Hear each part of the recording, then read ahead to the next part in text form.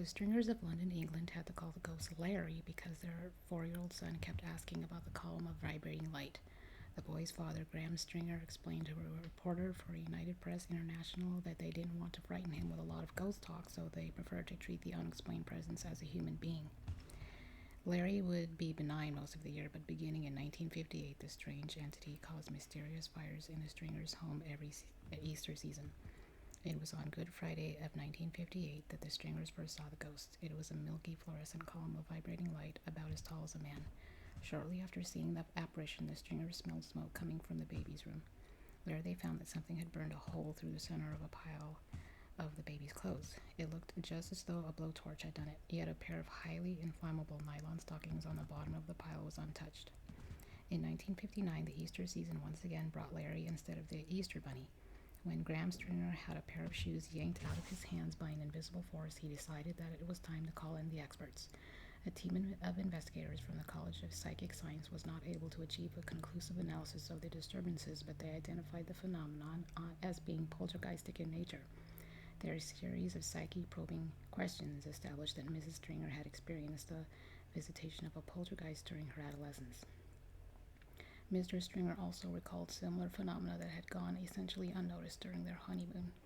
Although the Stringers were prepared for Larry the Fiery Ghost when he returned in 1960, they were powerless to prevent the murky column of light from burning up another pile of clothes.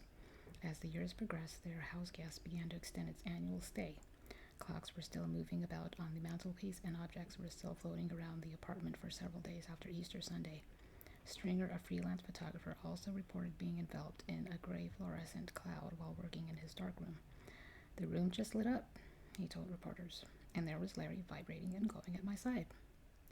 In 1961, the Stringers attempted an exorcism with a Catholic priest administering the rites shortly before their annual visitor was due to arrive. It seemed to have worked, but their joy at the apparent ecclesiastical triumph over the ghost proved to be premature. Larry had simply taken a year's sabbatical. During the spring of 1962, the Stringers' living room furniture burst into flames. Their son's bed was also consumed by flames that erupted spontaneously. On April 21st, 1962, a spirit medium disclosed that Larry was in reality Mrs. Stringer's brother Charles, who had died from burns 20 years earlier at the age of 18 months. Now that the spirit had made its identity known, the medium promised he would leave the family in peace. Whether Larry the ghost actually was Charlotte's spirit, or whether the phenomenon was due to some long-repressed, subconsciously nurtured guilt on the part of Mrs. Stringer, who may as a child have considered herself in some way responsible for her brother's death, the Easter poltergeist did not return to the Stringer household. A messy, uninvited guest in Baltimore. New part. When a poltergeist is at its peak, the host may be beleaguered to the psychological breaking point. Psychoanalyst Dr. Nandor Fodor maintained that the poltergeist is an unquestionably sadistic force. Fodor theorized that the projection of aggression by means of unexplained biological agents such as poltergeists is one way in which an adolescent can release hostility against parents and other figures of authority and still maintain his conscious innocence. Here's a photograph. In 1967, a lawyer's office in Germany was invaded by a poltergeist. This photograph reveals the poltergeist's favorite method of making its presence known: forcing chandeliers to swing aggressively.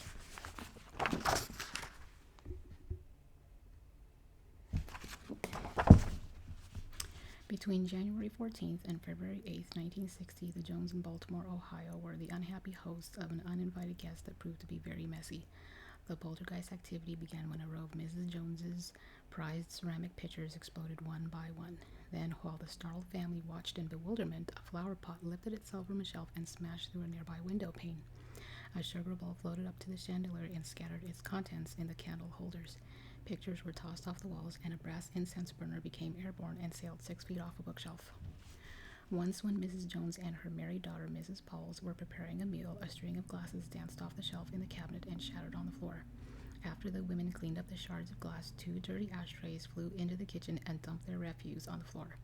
A table from the upstairs landing suddenly became animated and went bouncing down the steps, splintering into pieces at the bottom of the stairs. The home-wrecking poltergeist did not ignore the basement in its domination of the Jones household. The caps of an entire case of soda bottles began to pop off in a series of explosions that sounded like a string of firecrackers on the 4th of July. A well-stacked pile of fireplace wood erupted in violent bursts of energy that sent bits of bark and pulp flying across the floor. No one received any real physical harm, and it is seldom that anyone ever does during a poltergeist attack throughout the period of the psychic siege, but Mr. Jones was struck on the head by a falling can of sauerkraut as he stooped to pick up a can of corn that the invisible, rambunctious ghost had thrown. The can of sauerkraut barely bruised him, but Jones felt true anguish when he saw some of his most valued pieces of furniture rudely destroyed by the violent and unbidden guest. None of the Jones household, Mr. and Mrs. Jones, their daughter, Mrs. Pauls, and their 17-year-old grandson, Ted, were injured in any appreciable way, but they all suffered terrible mental and emotional pain during that 3-week period of siege under the attack of the poltergeist. Many researchers have noted that in addition to the sadistic attacks directed upon authoritarian figures, parents, older siblings, police officers, clergymen, the individual who serves as the poltergeist's energy center, the psychic eye of the storm, may receive wounds that appear to be the effects of stigmata. The individual may also experience painful swelling of the body, and vile and obscene writing may appear on walls or various personal objects. Whether such abuse is due to unconscious feelings of guilt is difficult to assess. It would seem that in at least some cases, the agent of the poltergeist is subconsciously aware that he or she is responsible for the psychic storm that has been unleashed in the home. Fedor was able to personally investigate the Jones case in Baltimore. He learned that the police department's crime laboratory could find no trace of any volatile substance having been placed in any of the moving or exploding objects. City engineers had gone to the home to test for earth tremors with a seismograph, but they had found nothing. A radio repairman had arrived with a theory that high-frequency radio waves had been responsible for the weird occurrences, but his sophisticated equipment could find nothing to substantiate his thesis. A local plumber had claimed the ghost was nothing but suction coming from the hot air furnace, but none of his tinkering did anything to hinder the activities of the ghost demon in the Jones house. Newspaper reporters, television crews, press photographers, and radio interviewers had stomped through every inch of the home and photographed the phenomena from every conceivable angle. Kooks, cranks, and cultists had plagued the Joneses, each with his own time-tested method of ridding a home of the unwanted force. Fedor felt that he discovered the poltergeist with little effort at all. 17-year-old Ted was a shy, brooding youth who had left school at the legal age because he said that his classes bored him. He liked to sit alone in his room and read. He confessed to the psychoanalyst that what he wanted most to do was to write short stories. Fedor put the poltergeistic forces to rest by encouraging the teenager to do what he most desired, write fiction. A very simple exorcism indeed, but it worked. When the youth realized that he had found a sympathetic audience for his opinions and somehow who would listen to a recitation of his ambitions and goals, the poltergeist activity ceased. Fedor believed that the mechanics of poltergeist activity were accomplished by what he termed psychic dissociation. The psychoanalyst theorized that the human body is capable of releasing energy in a manner similar to atomic bombardments. In the case of the Jones family, throughout psychic bombardments, a projected energy force was apparently able to enter soda bottles and to burst them open from within.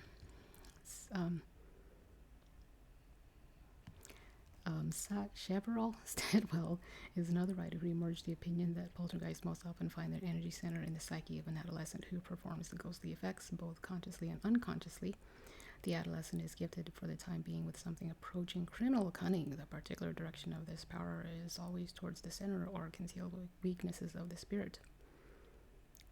Let me read that again. The particular direction of this power is always towards the secret or concealed weaknesses of the spirit, the obscene or erotic recesses of the soul.